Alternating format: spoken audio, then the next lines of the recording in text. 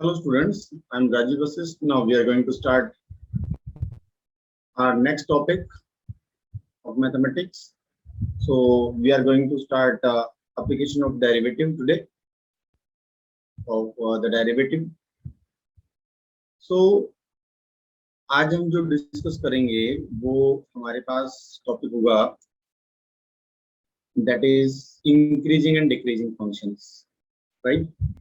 So students, हम according to the deleted syllabus, जो हमारे पास डिलीटेड सिलेबस है एप्लीकेशन डेरिवेटिव में, वैसे हमारे पास 5 टॉपिक्स हैं जिसमें कुछ हमारे पास डिलीटेड भी हैं।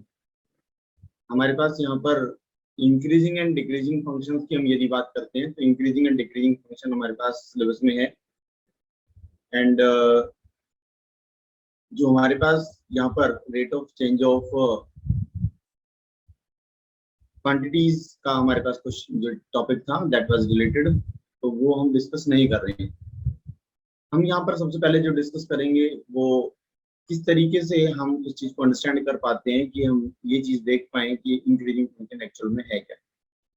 ओके, तो जहां तक हमारे पास हम बात करते हैं इंक्रीजिंग फंक्शन की, स्टूडेंट्स को यही चीज समझाई जाती है कि इंक्रीजिंग फंक्शन यहाँ पर हमारे इस टॉपिक के अंदर इंक्रीजिंग फंक्शन 2 तरीके से डिस्कस होगा। एक तो हम उसको विदाउट यूजिंग डेरिवेटिव हम डिस्कस करें, एक with the help of derivative हम इसको डिस्कस करेंगे। तो जब हम विदाउट यूजिंग डेरिवेटिव यदि हम इसको डिस्कस करेंगे तो उस टाइप से हमारे पास एक नॉर्मल वे से हम इस चीज को अंडरस्टैंड करते हैं। हालांकि इन द रियल सेंस यदि हम देखें तो उस चीज को हम यूज कम करते हैं, उसका यूज बहुत ही कम होता है। तो उसको हम डिस्कस करेंगे एक बार जरूर, क्योंकि जो बेसिक चीजें हैं वो बतानी बहुत जरूरी होती है स्टूडेंट्स को। एक बार वो बेसिकली हम डिस्कस जरूर कर देंगे। लाइक हम बात करते हैं, जैसे हमारे पास बात ये होगी किसी इंक्रीजिंग फंक्शन की बात होगी, तो हम यहाँ पर क्या कहेंगे, if y is equal to f of x, ये हमारे पास फंक्शन है, राइट, इज ए फंक्शन, यदि हम जो बाकी कर रहे हैं, is a function of x, right, in the open interval, right, that is open interval AB। तो हमारे पास यहाँ पर जो भी चीज गिवन है, हम ये कह के चल रहे हैं कि हमारे पास एक फंक्शन गिवन है of x in the open interval AB, and if y increases, by जैसे ही इंक्रीज होता है as x increase, right, in the interval यदि हम बात करते हैं तो in the interval A B, okay, then y is called the increasing function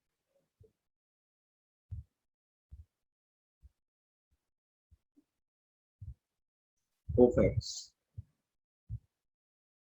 on the interval AB। ये थ्योरेटिकली चीजें हैं जो हम थ्योरेटिकली डिस्कस कर रहे हैं, राइट।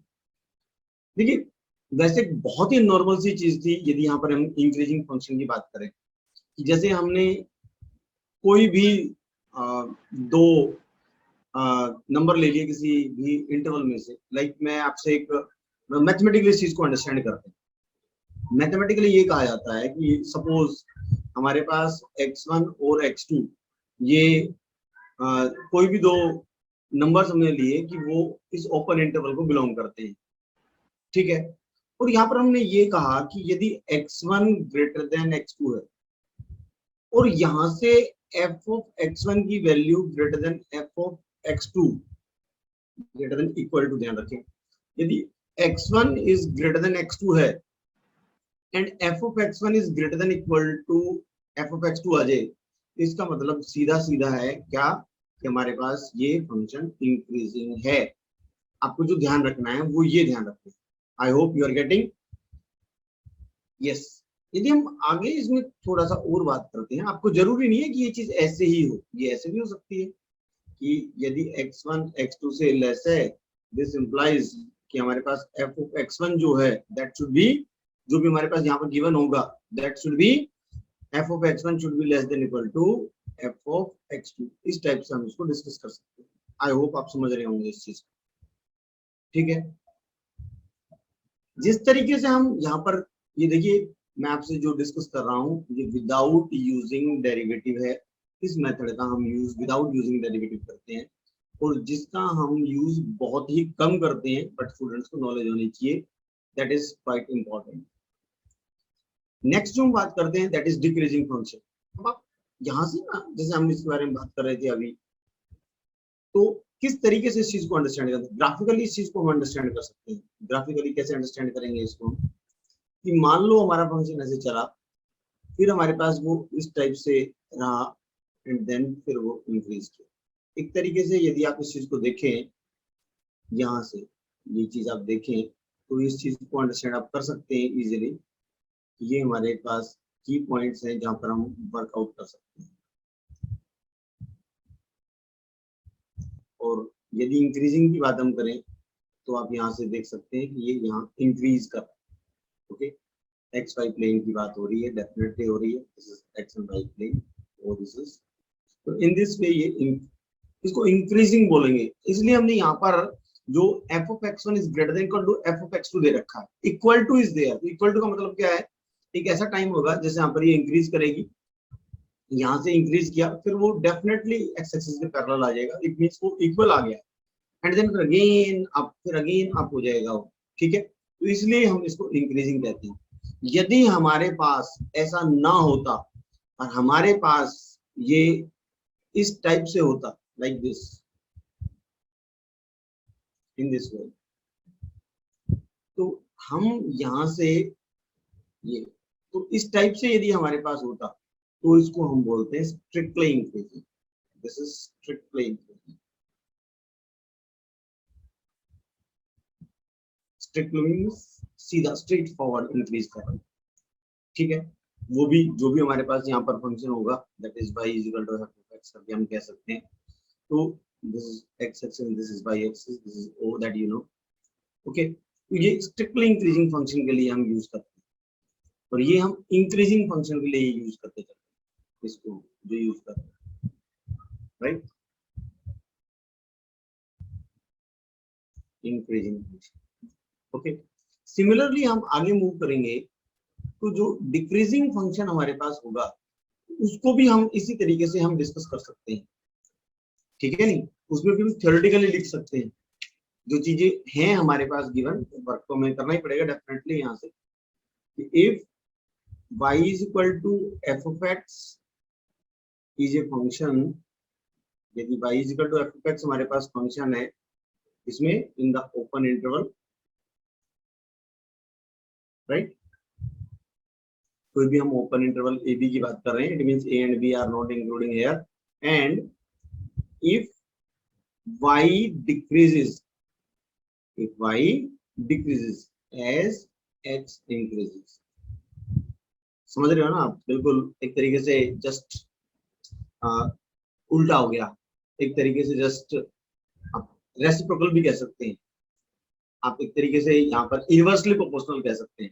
एक चीज डिक्रीज होगी तो एक चीज इंक्रीज होगी।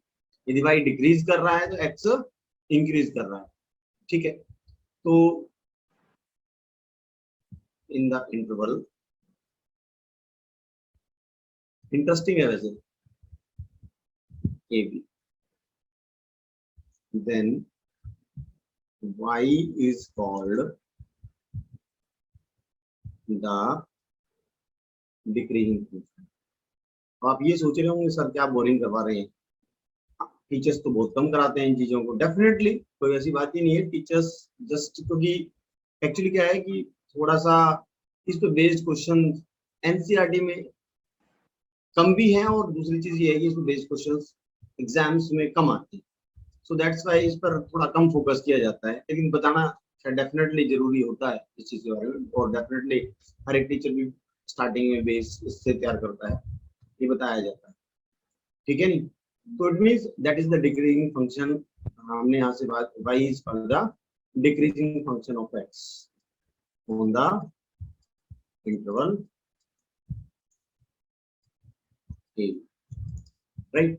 आप समझेंगे किस तरीके से? आप यही चीज let x1 and x2 that belongs to the open interval AB, ठीक है? If x1 x2 यहाँ से आप नॉर्मली यूज कर सकते हैं कि जो हमारे पास x1 और x2 है,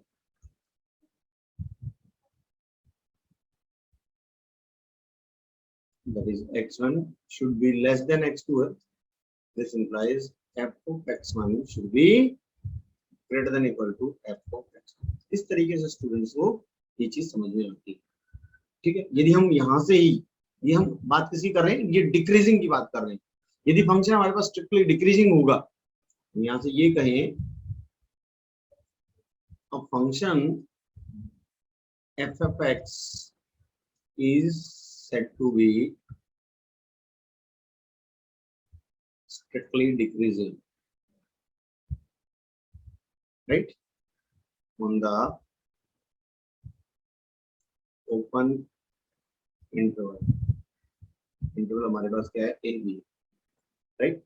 यदि हम ओपन इंटरवल ए बी की बात करके करते हैं यहाँ पर, तो वही कंडीशन वहां पर if x1 is less than x2, okay, this implies f of x1 is greater. यहाँ पर आपका थोड़ा सा वही चीज आपको इक्वल टू साइन नहीं आएगा, that is f of x2. I hope you are getting. इसी तरीके से जैसे हमने यहाँ पर डिस्कस किया, यहाँ हम स्ट्रिक्टली डिक्रीजिंग के लिए भी कह सकते थे, स्ट्रिक्टली इंक्रीजिंग की बात करेंगे हम, स्ट्रिक्टली इंक्रीजिंग के लिए भी कह सकते हैं हमारे पास ये strictly increasing function x1 is less than x2 है, this implies f of x1 is less than f of x2.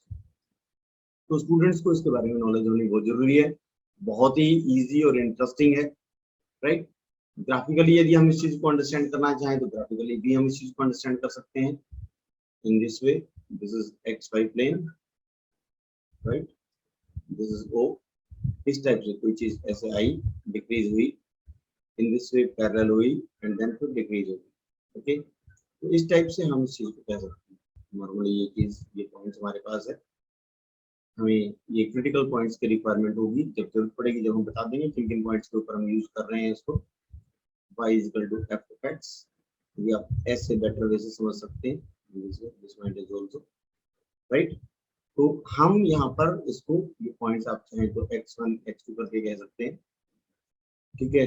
ये o है, this is a point, this is another नाम कोई भी आप ले सकते हो, कोई दिक्कत नहीं है, a भी करके. तो यदि हम यहाँ से स्ट्रिक्टली डिक्रीजिंग की बात करें तो स्ट्रिक्टली डिक्रीजिंग आप ऐसे लिख सकते हो, no problem at all. But our में भी नेमिंग, यहाँ पर कोई भी नेमिंग आप ले सकते हैं. वहां पर ए भी लिया था तो यहाँ पर सी डी यूज कर सकते हो, कोई प्रॉब्लम नहीं है. This is x y plane, this is x y plane, आप एक डॉटेड डॉटेड भी दिखा सकते हैं. y is equal to f of x is there. And as per as जहां पर हम मोनोटोनिकली फंक्शंस की बात करें, मोनोटोनिक इंटरवल्स जो हमारे पास होते हैं, तो मोनोटोनिकली इंक्रीजिंग फंक्शंस की या मोनोटोनिकली फंक्शन की हम बात कर रहे होते हैं, तो मोनोटोनिकल फंक्शन ऐसा होता है. ये चीजें हम डिस्कस करते हैं मोस्टली डिफरेंट डिफरेंट पॉइंट्स पर, हम यहाँ पर ले सकते हैं. That is monotonical, okay? ये मोनोटोनिकल फंक्शन हमारे पास होता है. तो जहां पर हम कह सकते हैं आइदर इंक्रीजिंग और डिक्रीजिंग इन द इंटरवल, तो वहां पर मोनोटोनिक हमारे पास होता है, ठीक है? जब हम इसके बारे में बात करते हैं तो थोड़ा सा स्टूडेंट्स बोर जरूर होता है, लेकिन नॉलेज पॉइंट ऑफ व्यू से तो डेफिनेटली आपको इसे सुनना तो पड़ेगा. A function is said to be monotonic, monotonic on the interval if it is either increasing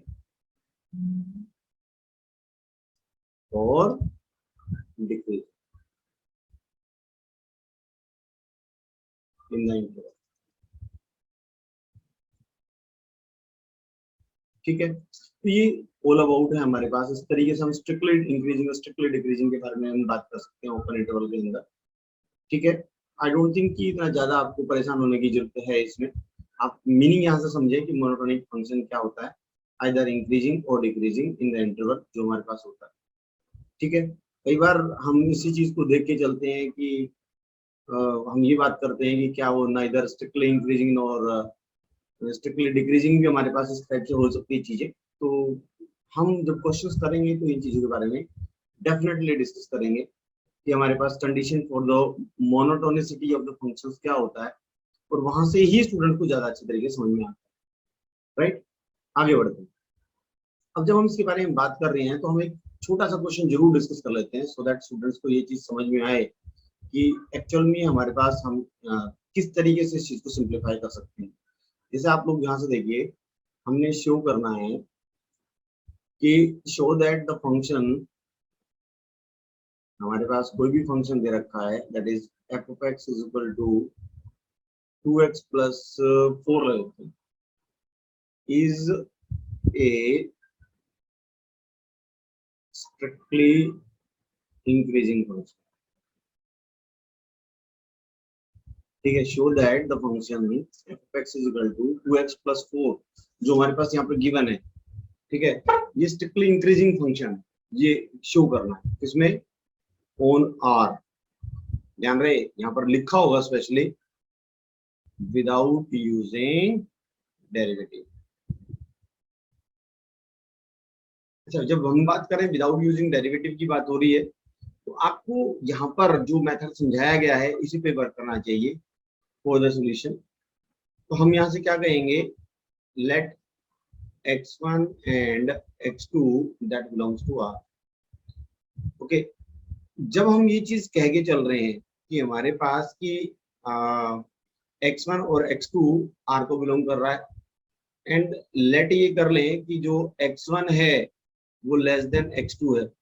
okay, और हमें जो condition of the strictly increasing है उस पर वर्क करना है। तो किस टाइप से हम उसको कर पाएंगे, तो हम क्या करेंगे, यहाँ पर हमें 2x प्लस 4 दिख रहा है, तो हमारे पास जो भी चीज गिवन है यदि मैं इसको मल्टीप्लाई कर दूं, multiplying by 2 on both sides,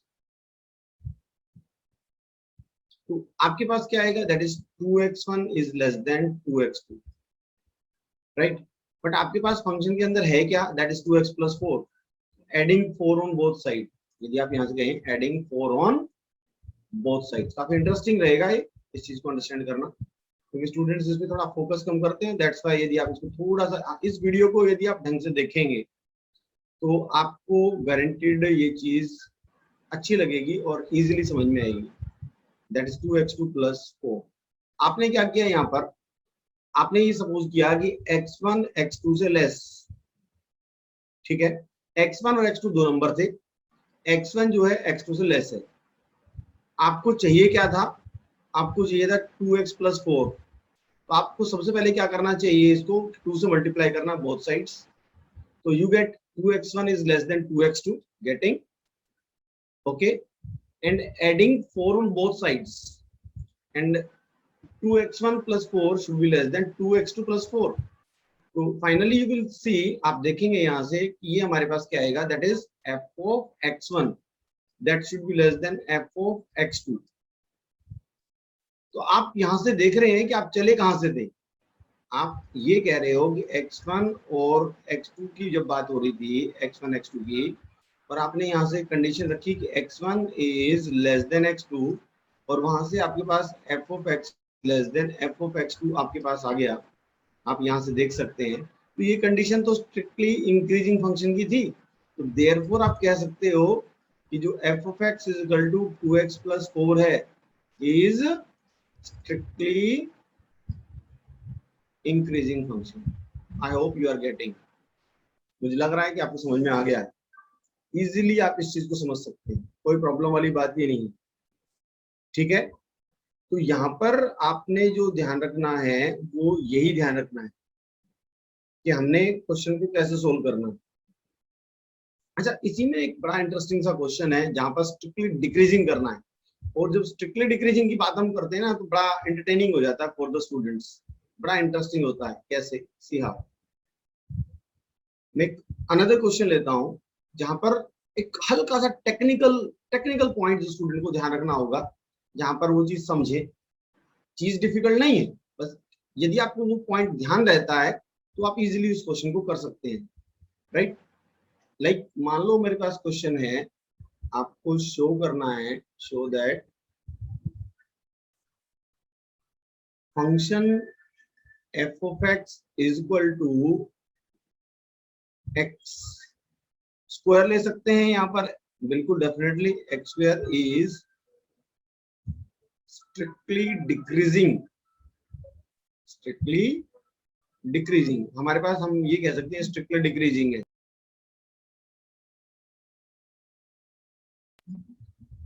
यहां से ये स्ट्रिक्टली डिक्रीजिंग है on the interval minus infinity to zero. ध्यान रहे, interval is quite important. Minus infinity to zero का क्या मीनिंग है? It means left hand side, ध्यान रखना। माइनस इन्फिनिटी टू जीरो का मतलब है जीरो से लेस। सारे नेगेटिव नंबर्स की हम बात करके चल रहे हैं यहाँ पर, ऑल नेगेटिव रियल नंबर्स की हम बात कर रहे हैं यहाँ पर। तो इट मींस क्या हुआ? इट मींस ये है कि जब आप इसके सॉल्यूशन की तरफ देखेंगे, डेफिनेटली आप ये कहेंगे कि x1 and x2 belongs to the interval minus infinity to 0. Getting? If x1 is less than x2, keep in mind, आपने दिमाग में रखना है ये चीज कि हम क्या बात कर रहे हैं, हम नंबर्स कौन से यूज कर रहे हैं। हम यहाँ पर नंबर यूज कर रहे हैं कि x1 x2 belongs to the interval minus infinity to 0. Interval का खास तौर पर आप ध्यान रखें कि हम इस इंटरवल की बात कर रहे हैं। If x1 is less than x2, यदि हमारे पास है, और मुझे यहाँ पर जो दिख रहा है वो f of x is equal to x square की हम यहाँ पर बात कर रहे हैं, ओके। तो आप यदि यहाँ से नेगेटिव नंबर ही मल्टीप्लाई कर पाएंगे दोनों साइड पर, ठीक है, क्योंकि यहाँ पर x1 और x2 दोनों के दोनों नेगेटिव नंबर्स हैं, ठीक है ना। लिख देता हूँ यहाँ पर where x1 and x2 are negative numbers हैं। अब यदि आप यहां से मल्टीप्लाई कर देते हैं, इससे multiplying both sides by negative number x1, so you get. अच्छा, आपको पता है कि जब हम नेगेटिव नंबर से किसी भी इनइक्वालिटी को मल्टीप्लाई करते हैं तो जो इनइक्वालिटी का साइन होता है, दिस वन, ये वाला, ये चेंज हो जाता है। ये ही लॉजिक है इसके अंदर जो आपको ध्यान रखना है, जो स्टूडेंट्स थोड़ा दिक्कत होती है अंडरस्टैंड करने में। समझ रहे हैं? आप इस चीज को समझिए, बार बार आप वीडियो को देखिए, डेफिनेटली आपको समझ में आ जाएगी मैं क्या कह रहा हूँ। कि x1 और x2 दोनों नेगेटिव नंबर्स हैं, x1 is less than x2 है। यदि आप मल्टीप्लाई कर रहे हैं किससे, both sides by negative number x1, तो ये डेफिनेटली दोनों तरफ मल्टीप्लाई होगा किससे, x1 से। तो लेकिन ये इनइक्वालिटी का साइन चेंज हो जाएगा, ये x1 x2 आ जाएगा। I hope you are getting. इसी टाइप से यदि मैं अब इसको अनदर जो नेगेटिव नंबर है x2, यदि मैं उससे मल्टीप्लाई करता हूं, इसको multiplying both sides by negative number x2, this is x2, okay, so what do you get, x1 x2, इसको ये ध्यान रखना, दिस इज इक्वेशन फर्स्ट, ये हमारे पास इक्वेशन फर्स्ट है, this is equation second, okay.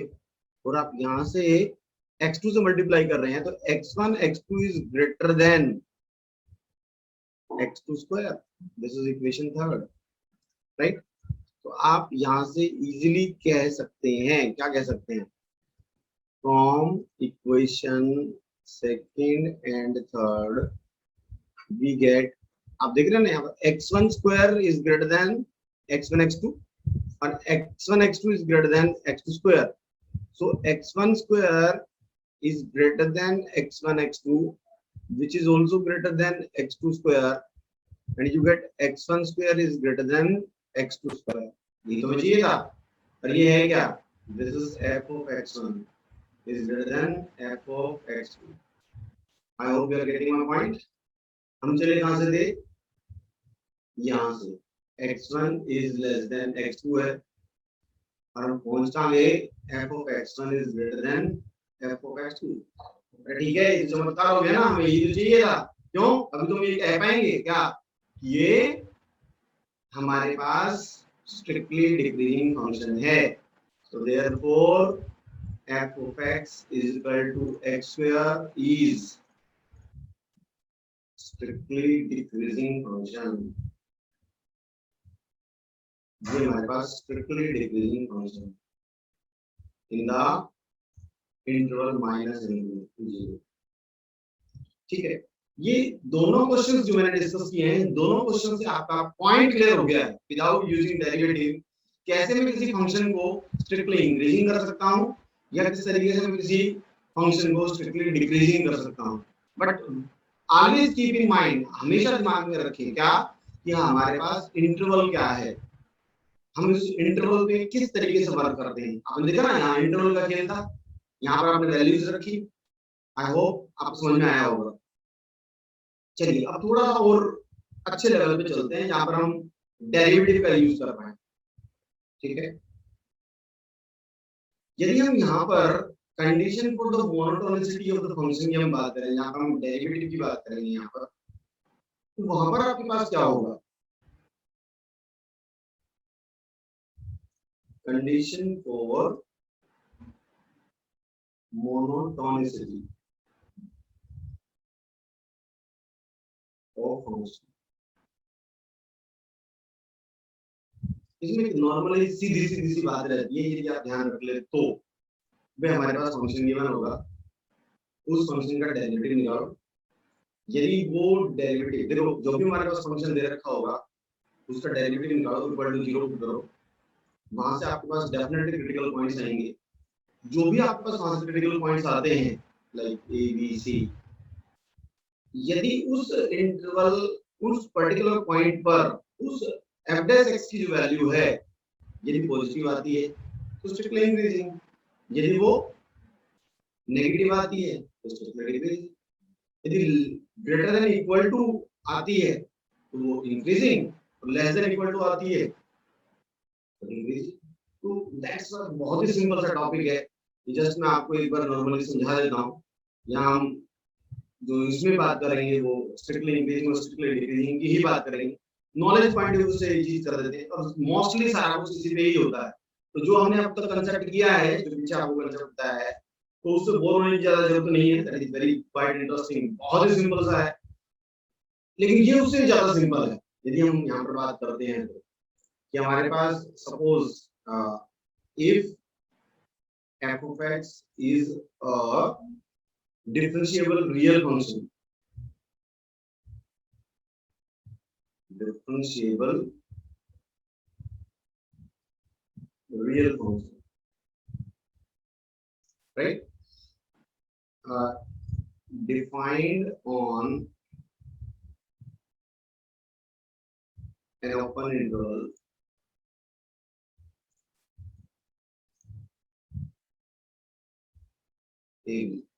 थोड़ा सा आपको इस वजह से हो सकता है कि थोड़ा कॉम्प्लिकेटेड या थ्योरेटिकली आपको लग रहा हो ज्यादा, क्योंकि रॉल्स थ्योरम और मीन वैल्यू थ्योरम जो हमारे सिलेबस में से है वो डिलीट हो गया है.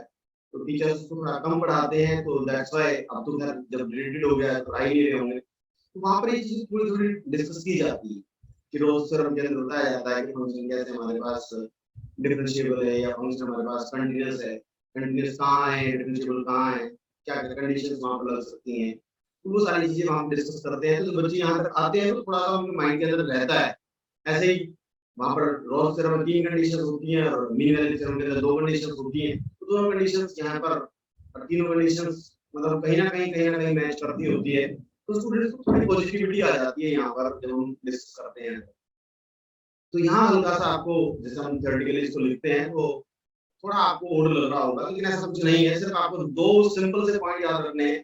यदि हमारे पास ये फंक्शन डिफरेंशिएबल रियल फंक्शन है जो कि ओपन इंटरवल के अंदर डिफाइन है, तो हम यहाँ पर दो कंडीशंस डिस्कस करेंगे। पहली क्या कि हमारे पास f of x is strictly decreasing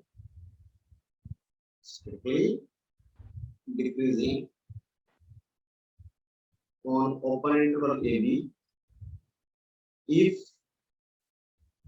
f dash x increasing बात हो रही है तो definitely greater than 0 for all जो भी हमारे पास है x that belongs to the open interval AB. This is x. ये दो पॉइंट आपको याद रखने हैं। And f of x is strictly decreasing हो गया। ये strictly decreasing के लिए कंडीशन हमने यहाँ पर लेस देन यूज करेंगे स्टूडेंट्स, ठीक है, क्योंकि डिक्रीजिंग के लिए आपको बताया गया था नेगेटिव होना जरूरी है, राइट। यदि हम स्ट्रिक्टली इंक्रीजिंग की यहाँ पर हम बात करेंगे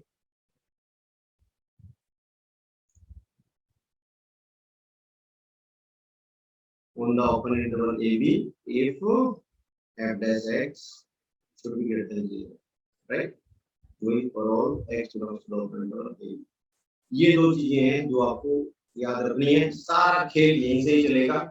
यदि हम डिक्रीजिंग या सिर्फ इंक्रीजिंग की बात करेंगे तो उस केस के अंदर हमारे पास यही जो f dash x की वैल्यू हमारे पास है वो इक्वल टू का साइन यूज हो सकता है। यदि हम यहाँ से बात करें कि f of x is decreasing on the interval AB, we are saying if f dash x should be less than equal to 0 for all x belongs to the open interval AB. Very simple. And fourth point is this: f of x is increasing on AB if f dash x is greater than equal to 0 for all x belongs to the open interval.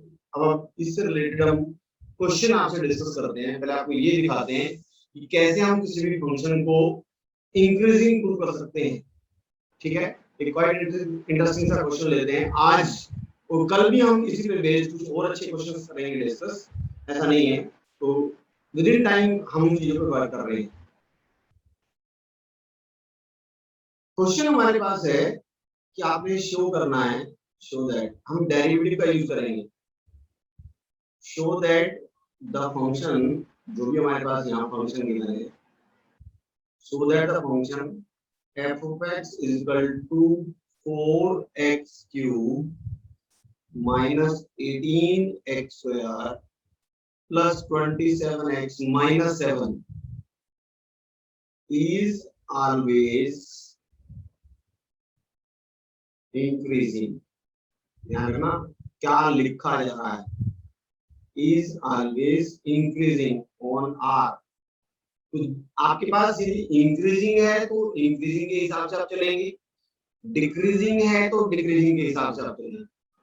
Strictly increasing है मतलब keep in your mind, आपके दिमाग में होनी चाहिए कि हम actually question में क्या गिवन है। यदि मान लो स्ट्रिक्टली डिक्रीजिंग क्या रखा है और आप इंक्रीजिंग कर रहे हो तो दैट इज रॉन्ग, आप करेंगे ही नहीं। तो आपने यहाँ से जब आप सॉल्यूशन की तरफ वर्क कर रहे हैं, अब कोई भी फंक्शन क्या है, function is this 4x cube minus 18x square plus 27x minus 7। आप यहाँ से f dash x निकालिए, that is very simple, that is 12x square minus 36x plus 27। I know derivative तो इतना सिंपल वाला डेरिवेटिव तो डेफिनेटली आपको आता होगा, उसमें ज्यादा कंप्लीट आने नहीं है। अब आप यहाँ से ये चीज देखिए कि ये चीज तभी पॉसिबल हो सकती है जब आप इसको परफेक्ट स्क्वायर बनाएं। यदि ये परफेक्ट स्क्वायर नहीं बना तो ये इक्वल टू 0 कैसे आएगा। तो हम क्या करेंगे, यहाँ से कुछ कॉमन ले सकते हैं, तो डेफिनेटली हम यहाँ से 3 तो कॉमन ले ही सकते हैं। So 4x square minus 12x plus 9 is there. क्या ये हमारे पास परफेक्ट स्क्वायर है? डेफिनेटली ये 2x माइनस 3 का होल स्क्वायर बन रहा है। आप देख सकते हैं, क्योंकि ये 2x का होल स्क्वायर है, ये 3 का होल स्क्वायर है, -2 × 2x × 3, तो वो हमारे पास 12 आता ही आता है।